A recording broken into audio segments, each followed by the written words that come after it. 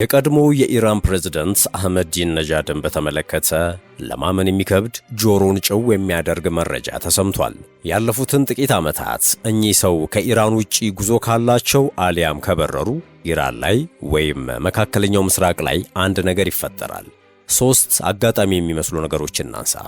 አህመዲን ነጃድ ወደ ማዕከላዊ አሜሪካ ጓቲማላ ሲበሩ ቀኑ በፈረንጆቹ አቆጣጠር ኦክቶበር 7 2023 ነበር። ሐማስ የእስራኤልን ጦር ጥሶ እስራኤል ግዛቴ ነው የምትለው ስፍራ ገብቶ 1200 ሰዎችን ገድሎ መቶዎችን አግቶ የእስራኤል ሐማስ ጦርነት የተጀመረበት ቀን ነበር። እንቀጥል። አህመዲን ነጃድ ወደ ሃንጋሪ መዲና ቡዳፔስት በረሩ። ቀኑ ደግሞ ሜይ 6 2024 ነበር። በዚህ ቀን የእስራኤል ጦር ራፋህ በተባለችው የፍልስጤም ወሳኝ ከተማ ላይ መጠነ ሰፊ ዘመቻ ጀመረ።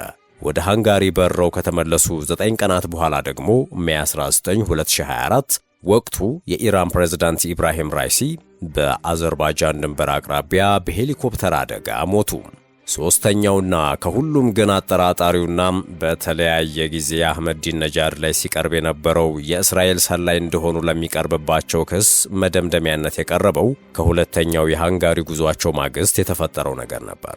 ይህንን ጉዞ ያደረጉት ጁን 3 2025 ሲሆን ከዚህ ጉዞ በተመለሱ በስድስተኛው ቀን ጁን 13 2025 እስራኤል ለመጀመሪያ ጊዜ ኢራን ላይ በኦፕሬሽን ራይዚንግ ላይን ወታደራዊ ጥቃት ፈጸመች። Israel launched Operation Rising Lion, a targeted military operation to roll back the Iranian threat to Israel's very survival.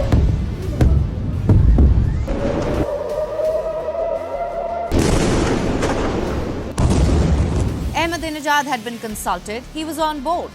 And on the very first day of the war, Israel struck his home in Tehran, not to kill him, but to free him from house arrest.